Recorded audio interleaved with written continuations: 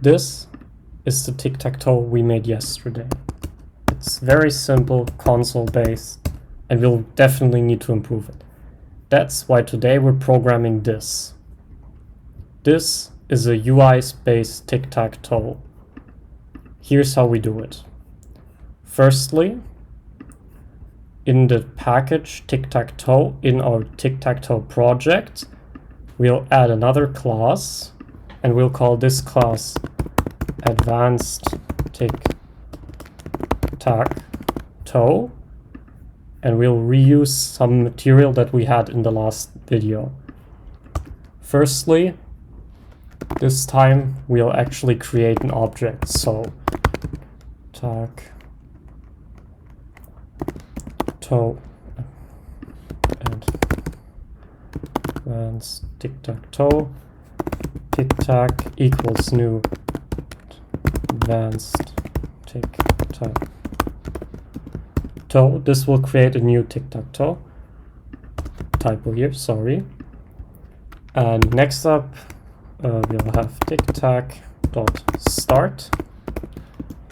And start is going to be a private void method. In our start method, we'll need a lot of code, so get ready for this. First, we'll need a loop to create all the squares on the board, and we'll have 9, so a for loop counting till 9 will do. We'll also, to save everything, need a private JLabel array, and that's going to be the squares.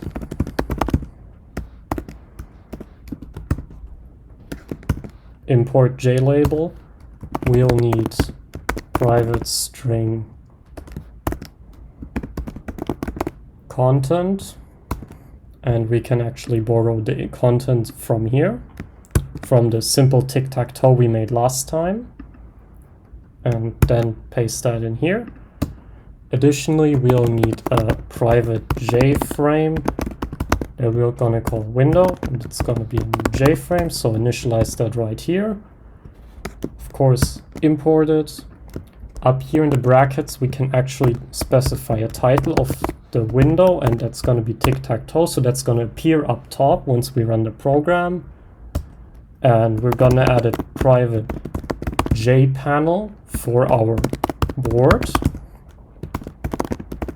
And in order to organize everything, we'll put a new grid layout on there, which is just a layout that has a specified amount of columns and lines, and every unit is the same size. And since we'll also be adding an option panel, as you could have seen, I can show you again.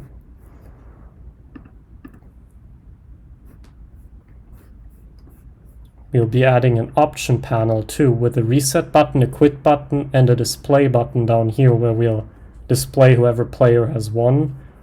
So we'll need another panel for that too. So we'll have a private JPanel we call options panel, and this is going to be a new JPanel too, and we'll add a new grid layout, and this time we won't need 3x3, we'll need 3x1, so this is going to give us 3 rows and 1 column. And finally, one final variable we'll need is a private int to save the amount of turns already played. Now back to the start method. In here, now that we have it, we'll add squares, the index I. We'll add a new JLabel, which is going to be initialized with content I and JLabel.center. This is going to put whatever content is at the I number of the index. So for example, for the first iteration, this is I is 0. So we'll add this up here, the first index of the content array, into the JLabel and display it on there. And with the JLabel.center, we'll align that to the middle of the box. So it's going to be in the middle of that top left corner. Now, we'll set the preferred size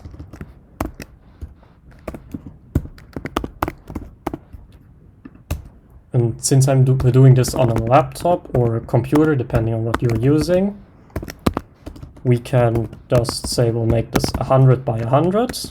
We'll need to import the dimension class. And now we'll just set a bunch of label characteristics.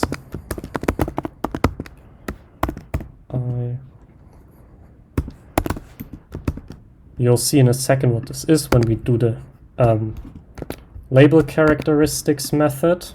And finally, we'll add everything to the board panel.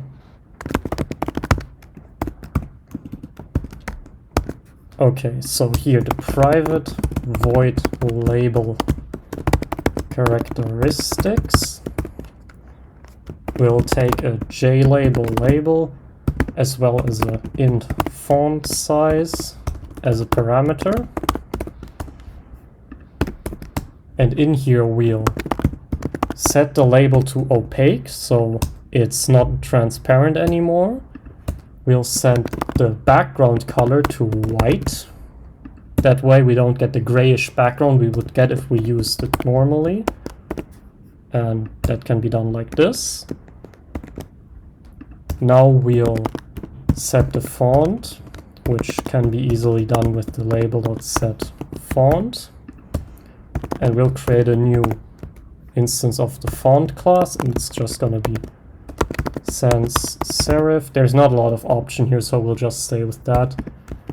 And then we'll use font.bold to make it really visible. And additionally, we'll pass in the font size that we passed into the method. That way we'll get a label with whatever text is on there, or in this case, whatever content is supposed to be displayed on that field, rather nothing, an X or an O. And now we can add a border so it looks nice. And we'll need to use the border factory class, and this will create line border. And we'll just create the border in the color black, nice contrast to white, very useful. And we'll make it 2 pixels thick, which is more than sufficient to make it visible. Now we'll add a mouse listener so we can click it by hand and we don't need to input through the console anymore. And we'll use this, and then we'll need to have your IDE will most likely give you an error that you are lacking methods, so we'll import the mouse listener. And actually it might not, so in that case you'd need to manually write this at override. Why isn't this working? Never mind, leave this out. So this is going to be the public void mouse clicked, and that will be mouse event click.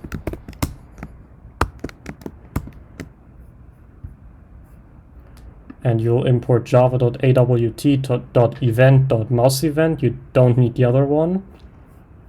Now in here we'll if label.getText equals quit, we'll actually call system.exit, and this is not font size, this is 0 to say that we actually successfully exited the program. And the else clause is going to be label.getText equals reset, and you'll see why we need that in just a second, which case we'll reset, and we'll need to get JLabel option.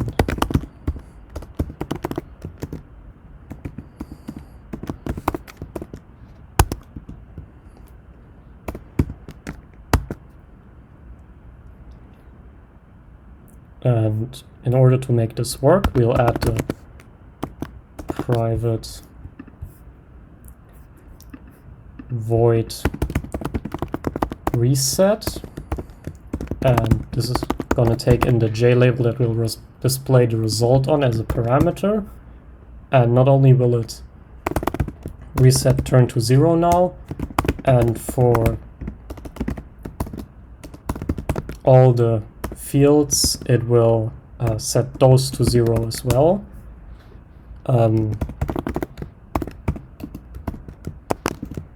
But also it will set the text of the result field, so I'll show you that, to 0, and it will call a function we'll also need.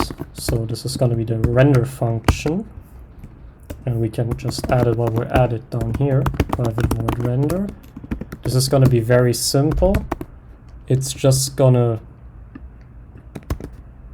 borrow this, and it's gonna be like this.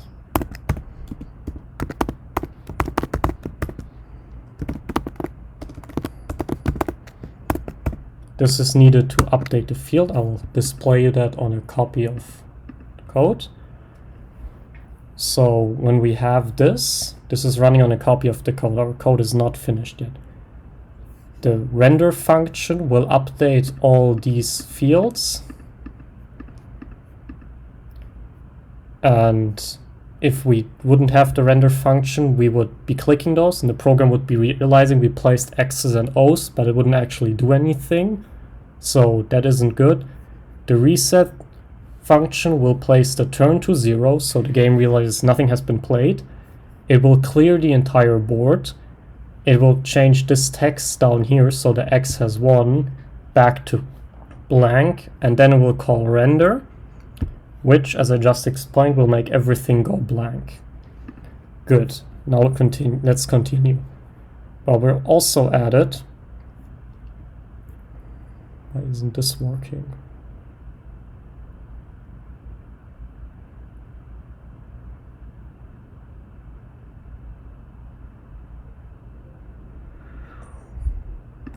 Oh, here's a bracket missing. Now it works.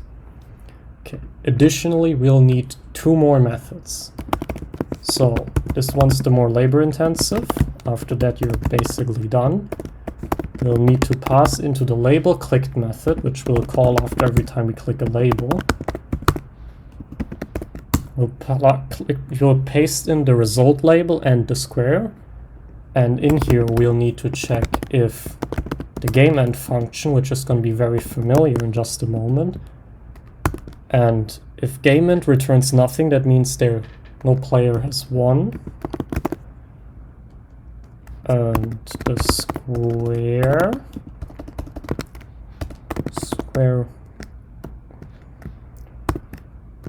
equals nothing. This will mean that we'll just place in either an X or an O, and we can do this very simply. So if turn modulo 2, so the percentage sign means modulo, so we'll divide and then take whatever is left. So dividing an even number would give us 0, and dividing an uneven number would give us 1. So if this is equal to 0, we know the number of turns is even. Therefore, currently we have the turn of player X, and we'll set this content square as the square in the content array to X. Otherwise, we'll put the square in the content array to an O. This will decide whether we have O or an X being placed, depending on which turn it is. Now, if game end doesn't, and does not return nothing, we know that one player has won. So in this case, we'll set the text of the result label to game end plus has won. So this will just print out whichever player has won on that label. And if no one has won, and if turn greater 8, we'll know that's a draw. And that case,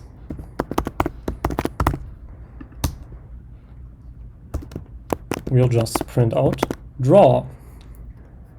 Now, after we've done all this, in here we'll increase the turn by 1, which is done by this, and we'll need to call the render function.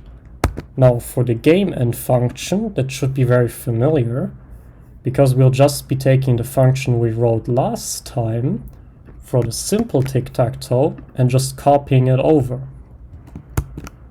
And now, with this one,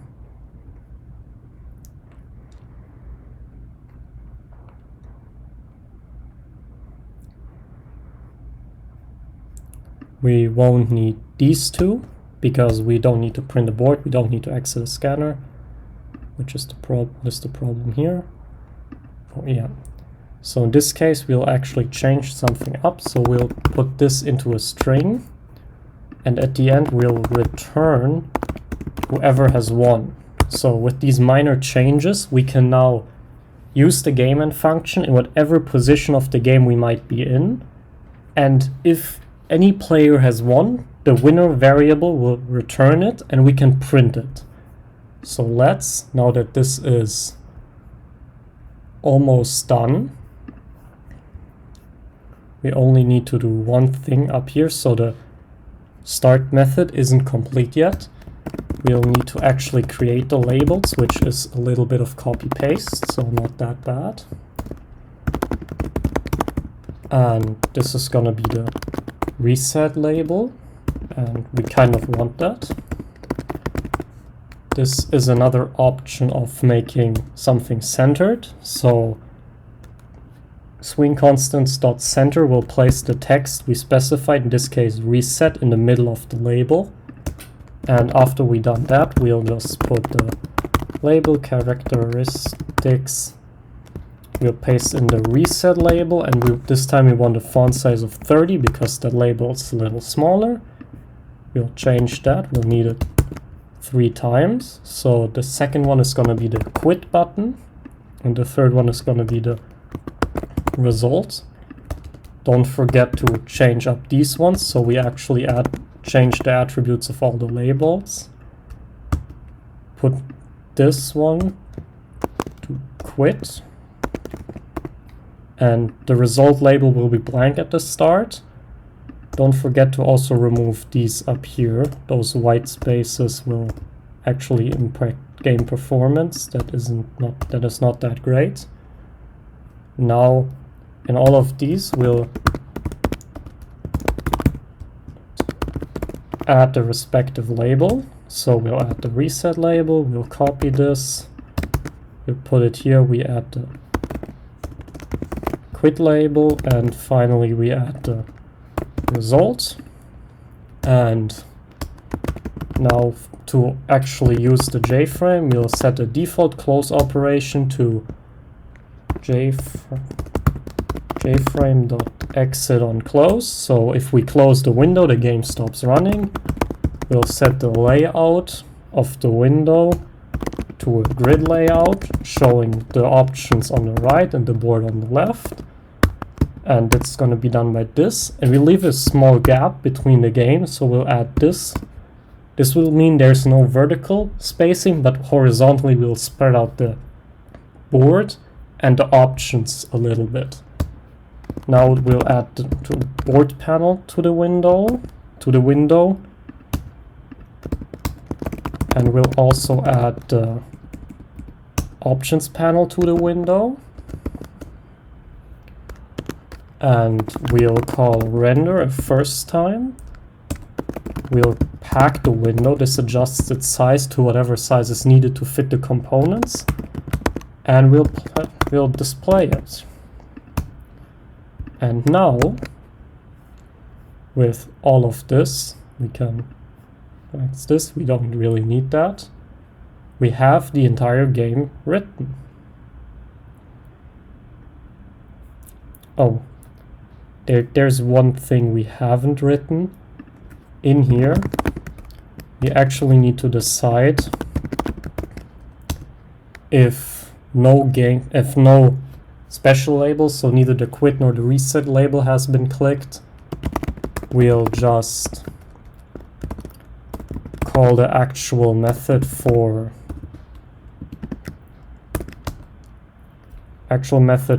adding the X's and O's to the board. So this is gonna be done like this, where we call the board panel, we'll get the component since they're numbered, and we can figure out whether a component was the source of our click. And if this is the case, then we'll call the label clicked method with label I, and then we'll have JLabel option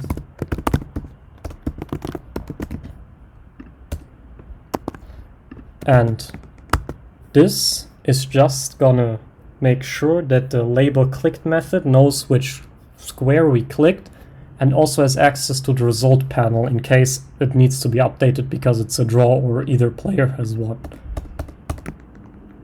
Okay, now we're done. Let's see how this runs.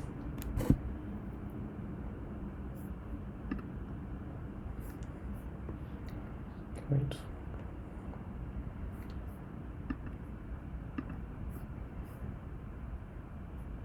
We need to set this to true. It defaults to false for whatever reason.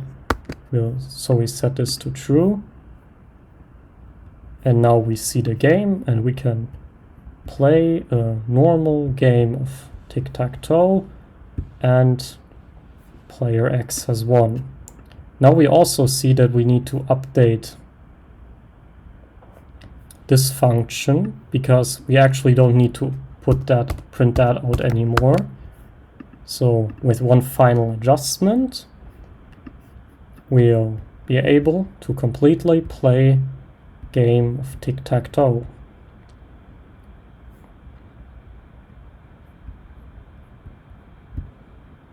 And now we can also quit. And that's gonna be it for today. Thanks for watching.